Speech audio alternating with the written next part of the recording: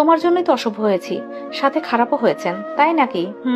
তো উপরে এসো, তোমার সাথে একটু খারাপ কাজ করে নিজেকে আরো খারাপ বানাই। আপনি আসলেই অসভ্য লোক। সভ্য অসভ্য রেখে ওপরে আসো। পারবো না, তাহলে ভিডিও কল দাও। তাও পারবো না, তাহলে কিন্তু বিয়ে করব না, রিয়াকে বিয়ে করব। করুন, তাতে আমার কি, আমারই ভালো। ঠিক আছে, বাই। হিয়া ফোনটা রেখে তার বাবার সাথে কথায় মনোযোগী হলো। হামিদ শিকদার হিয়াকে কিছু মামলা নিয়ে কথা বলছিলেন। মাঝে মাঝে হিয়া তার বাবার সাথে এইরকম আড্ডায় বসে। হামিদ শিকদারও মেয়েকে টুকটাক মামলার বিষয়ে বোঝান। দুজনের আড্ডার মাঝে মাহিমা বেগম এসে উপস্থিত হলেন। তাদেরকে জিজ্ঞাসা করলেন, তোমরা রাতে কি খাবে না, নাকি এগুলো নিয়েই পড়ে থাকবে? আম্মু তুমি যাও তো, আরেকটু পরে আসছি।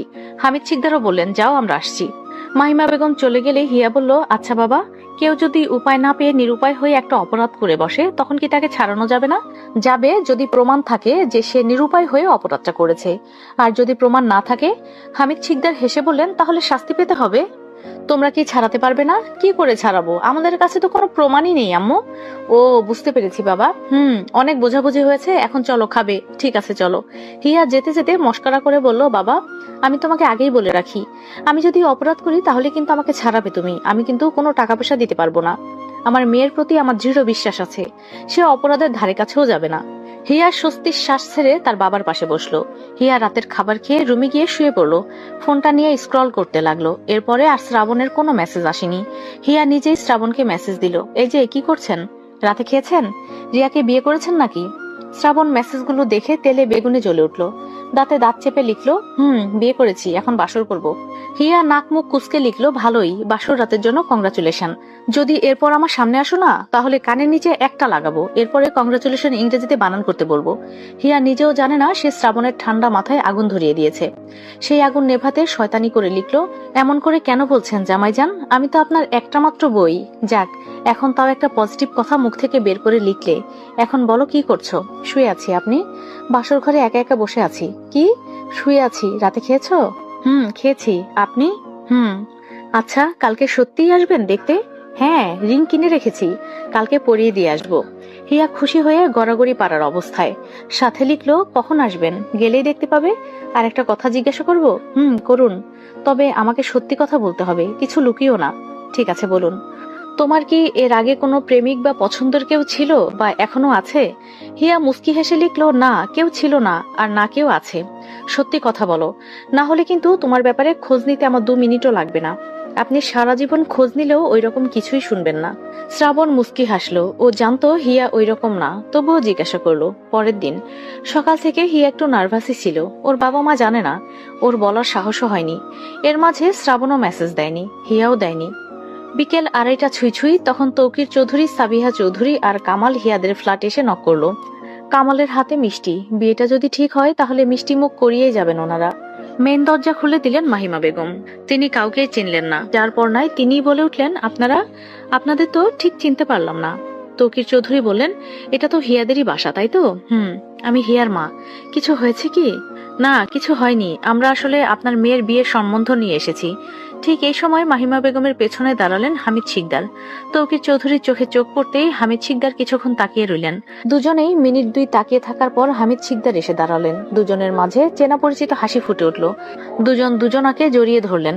কলেজ লাইফ থেকে ইউনিভার্সিটি পর্যন্ত দুজনের বন্ধুত্ব ছিল, কিন্তু এই কয়েকটা বছরে দুজনের তেমন দেখা হয়নি। হামিদ শিকদার বললেন, বন্ধু তুই? কতদিন পরে। আরে বন্ধু তুই? এটা তোর বাড়ি নাকি? আর হিয়া তোর মেয়ে? হিয়া আমারই মেয়ে। কেন, কি হয়েছে রে? তাহলে তো কোনো কথাই নেই, চল বসে কথা বলি। সবাই একসাথে বসলো। তৌকির চৌধুরী বললেন, আমি সব ভেঙেই বলি, আমার ছেলে হিয়াকে পছন্দ করে, ওই পাঠালো।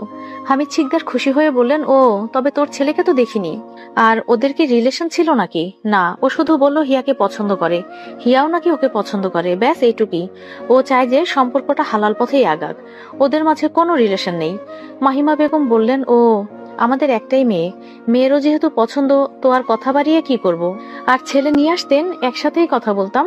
পাশ থেকে কামাল বলল, ছেলের আবার কি দেখবেন, ছেলে তো আপনাদের সাথেই থাকে। হামিদ শিকদার বললেন, আমাদের সাথে মানে? কই, আমরা তো ছেলেকে দেখি না, ছেলে কোথায় থাকে? কামাল হাতের আঙ্গুল ওপরের দিকে দিয়ে নিজেও ওপরের দিকে তাকিয়ে বলল, ছেলে ওপরতলায় থাকে। হামিদ শিকদার আর মাহিমা বেগম দুজনেই মুখ চাওয়াচাই করলেন, দুজনেই অবাকের শেষ প্রান্তে। কামালের মুখ থেকে পাত্রের কথা শুনে হামিদ শিকদার আর মাহিমা বেগম হতবম্ব। হামিদ চৌধুরী বললেন, ওপরতলায় ছেলেটা থাকে, সে কি শ্রাবণ?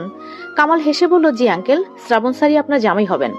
মাহিমা বেগম বললেন, ও শ্রাবণ আপনাদের ছেলে, আগে বলবেন তো। ছেলে তো ভালোই, অমন ছেলে পাওয়া ভাগ্যের ব্যাপার। তো শ্রাবণ এলো না, ও কোথায়? সাবিহা চৌধুরী বললেন, আসবে একটু পরেই। ও আচ্ছা। তৌকির চৌধুরী বললেন, হামিদ, তোর মেয়ে কোথায়, একটু ডাক দেখি, আমি তো এ পর্যন্ত দেখিনি। একটু বস, আমি ওকে গিয়ে বলছি। হামিদ শিকদার চোখ ইশারা করলেন মাহিমা বেগমকে। তিনি মাথা নাড়িয়ে চলে গেলেন হিয়ার রুমের দিকে। হিয়া রুমে বসেছিল, বুকটা কেমন ধরফর লাগছিল। তখনই মাহিমা বেগম এলেন, তার চোখে পানি। একটা মাত্র মেয়েকে এমন হুটহাট করে দেখতে এসে বলছে বিয়েও এর মধ্যে। তার চোখে পানি দেখে হিয়া বিছানা থেকে উঠে দাঁড়িয়ে তার মাকে ধরে বলল, এই আম্মু, তোমার কি হয়েছে, কাঁদছো কেন? মাহিমা বেগম চোখের পানি আড়াল করে বললেন, কই কাঁদছি, ওই তোকে দেখতে এসেছে। শ্রাবণ আছে না, ও তো তোকে পছন্দ করেছে, সোজা বিয়ের প্রস্তাব নিয়ে এসেছে। হিয়া থমথমে গলায় বলল, আম্মু সত্যি এসেছে? রে, তোকে রেডি হয়ে যেতে বলেছে। হিয়া খাম্বার মতো দাঁড়িয়ে রইল, ভাবলো শ্রাবণ যা বলেছিল তাই সত্যি হলো। তবে কি বিয়েটাও তাড়াতাড়ি করবে?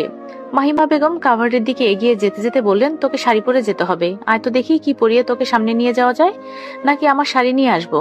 হিয়া ধ্যান থেকে ফিরে এসে কাভারের দিকে এগিয়ে গিয়ে বলল, দাঁড়াও, আমি একটা শাড়ি বের করে দিচ্ছি, নতুন কিনেছি।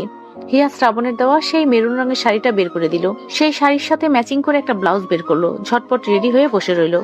মাহিমা বেগম বললেন তার সাথে বাইরে যেতে, কিন্তু হিয়া বলল ও নার্ভাস লাগছে, আর একটু পরে যাবে। মাহিমা বেগম এই কথা শুনে বাইরে চলে গেলেন। শ্রাবণ আর কাব্য হিয়াদের ফ্ল্যাটে ঢুকলো। কাব্য শ্রাবণের আগে গিয়ে তার মায়ের পাশে বসে পড়লো।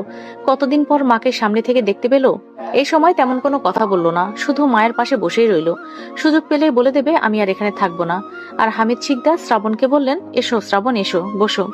শ্রাবণ এগিয়ে এসে তৌকির চৌধুরী আর হামিদ শিকদারের মাঝখানে বসলো। তৌকির চৌধুরী হিয়াকে ডেকে আনতে বললেন। মাহিমা বেগম বললেন, হিয়া খুব নার্ভাস, আসতে ভয় পাচ্ছে, প্রথম প্রথম তো। শ্রাবণ এই কথা শুনে ফোন বের করে হিয়াকে মেসেজ দিল, বৌজান